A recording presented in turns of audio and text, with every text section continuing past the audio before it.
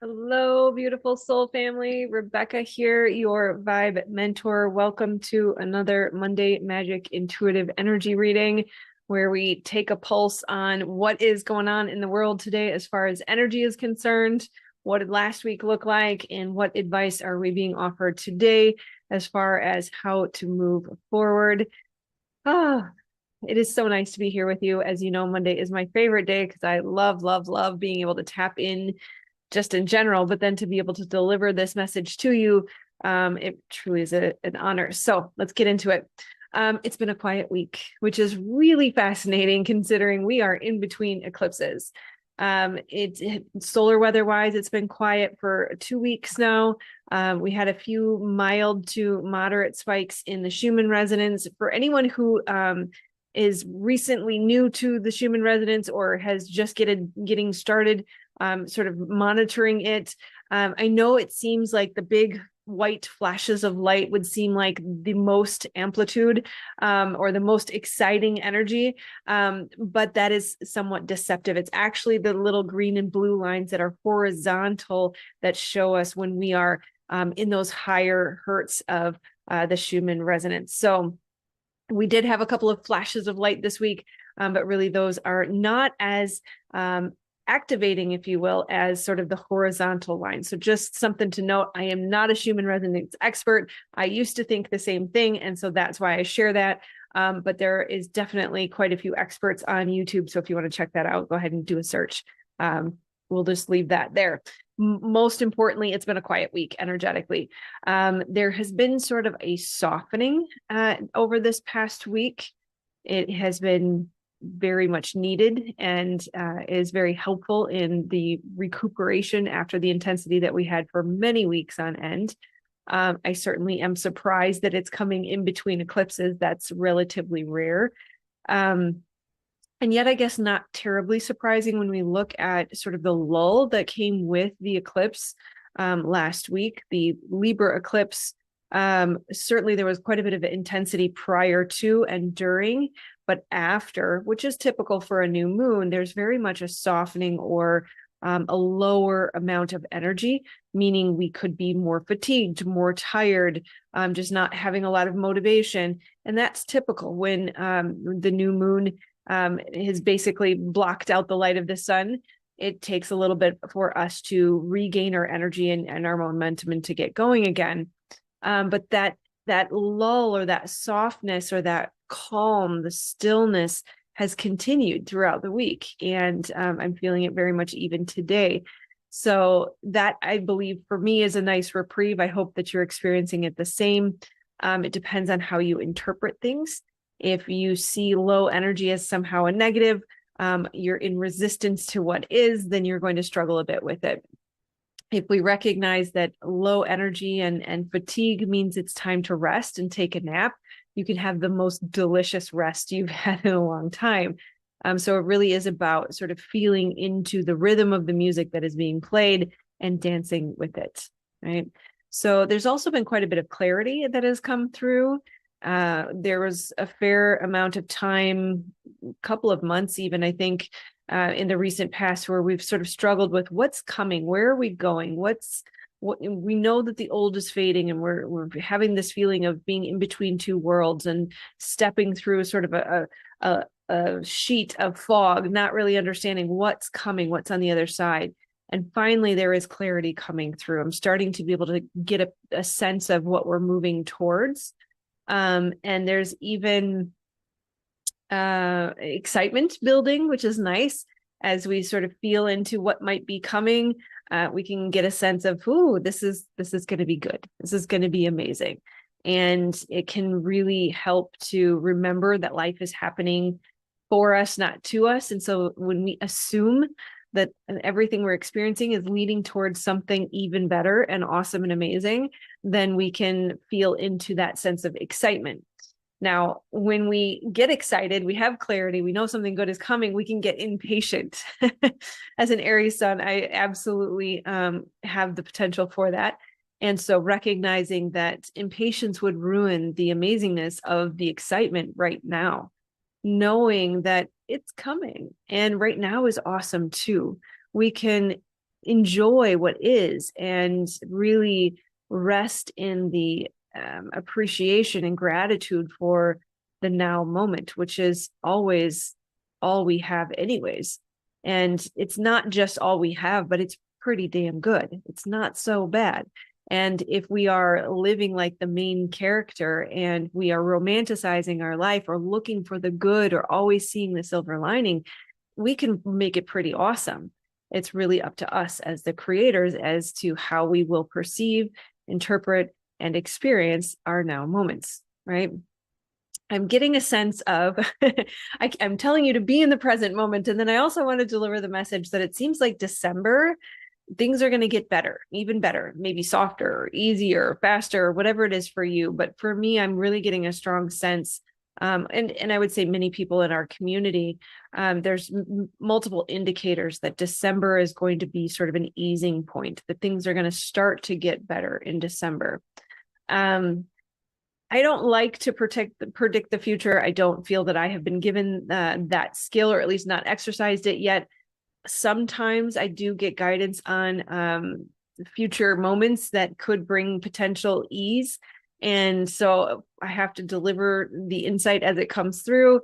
I don't like risking being wrong. So this is a tough one, but it was very clearly stated today that spring things will pop off is how the languaging came through. So I don't know what that means. Certainly I do know spring is eclipse season, but what was really interesting when I heard that, when that dropped in, things will pop off in the spring, it made me realize about this time last year, I was hearing March, April, May. And my assumption was October 2022, that would have been March, April, May 23. And then March, April, May came, and I kind of felt like, I'm not sure this is what was being dangled, right? This wasn't the carrot. It wasn't what was being communicated. And now as I hear things will pop off in the spring, I'm feeling like this is the March, April, May that was being communicated a year ago. So take it for what it is. We'll see. It can be different for everyone. So trusting my guidance on that one. Another beautiful message that was being offered is that there's a lot of support. There's a lot of support available for us right now. Tons of synchronicities, tons of evidence and proof of what is coming, reminders of what is coming. Just sort of that feeling of, somebody's got your back, right? Angelic support is really what it feels like to me. The angelic realm has been coming through more and more in different ways for me, and likely for all of us who are on this journey.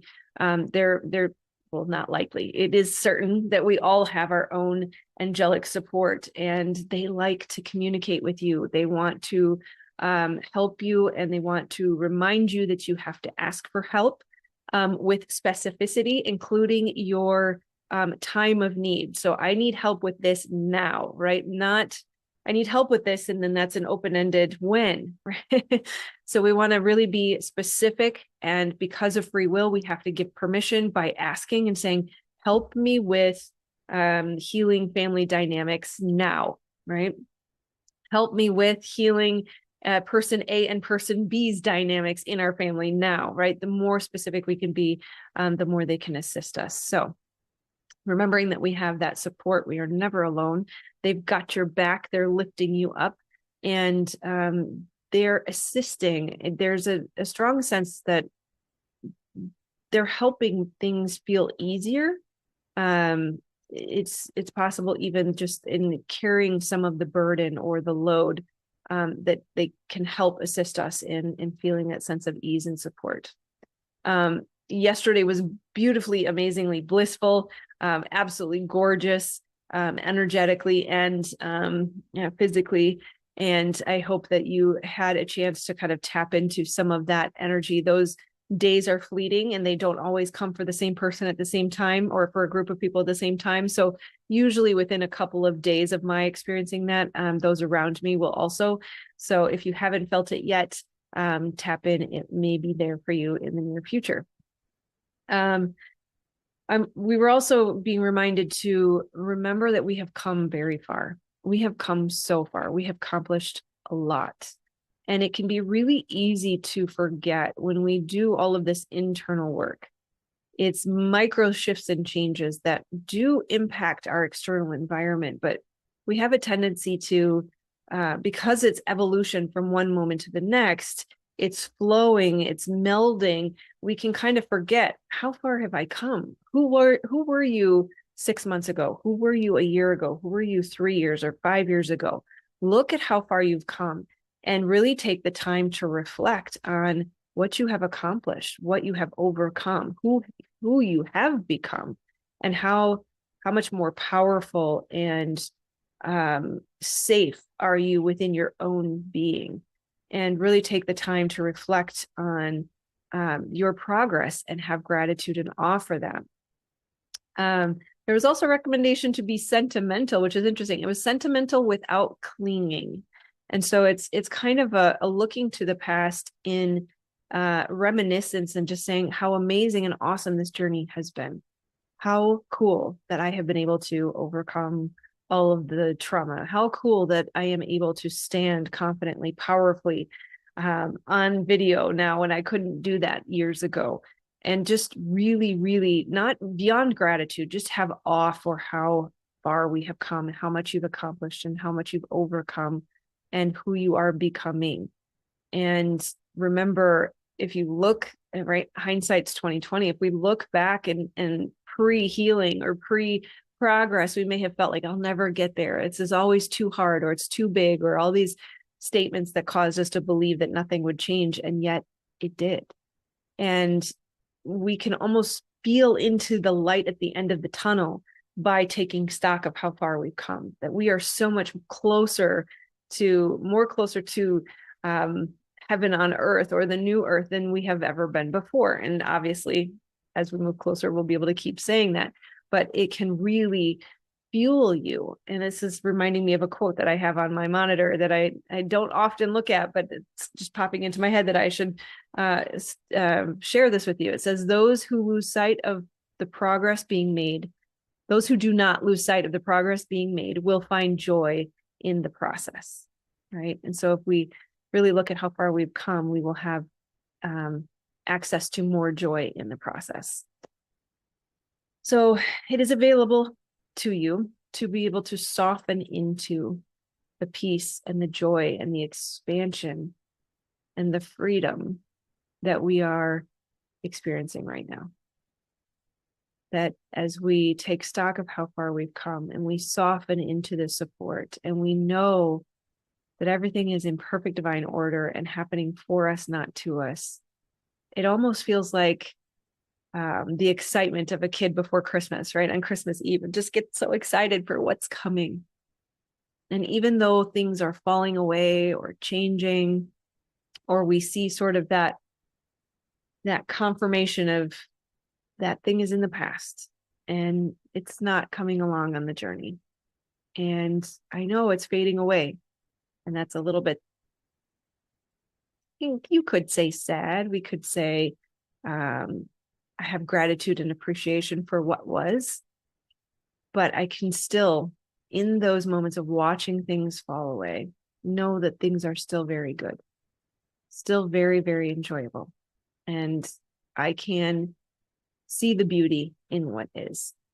And if we know that life is happening for us, we know that good things are coming because of what we are experiencing, we can approach it with like curiosity. We can just start asking the question, I wonder how this is going to work out. I wonder how this could possibly serve me. I wonder how beautiful life is going to be for those in my life, in my family, and those that I love, right? For the world at large. Even though it looks messy, we know that this is the process to get to heaven on earth. And so we can soften into that trust, soften into the flow of what is, fully surrender to the divine, and flow with ease, merrily, merrily, merrily down the stream. And just know that nothing can stop what's coming. This thing that's causing excitement, this clarity that we've gotten around where we're going, the feeling of being a kid in a candy store or a kid on, Christmas Eve. Nothing can stop that. There's nothing that you have to do. The ball is rolling. We are gaining momentum. No one can stop what's coming. So it is safe to rest when you feel fatigue because we've done enough. Like I said, the ball is rolling. The momentum is happening. Now we can sit back and ride the wave. And if you feel fatigued, just remember the eclipse left many tired. And so when we're tired, we rest. Don't drink coffee, take a nap. Allow yourself to take care of yourself. Love on yourself. Remind yourself it's good. It's good. It's going to be really, really good. Assume it. Law of expectation. Expect the good. Let go of the tyranny of the how or what it looks like, but know it's going to be good. Okay. I love you, my friends.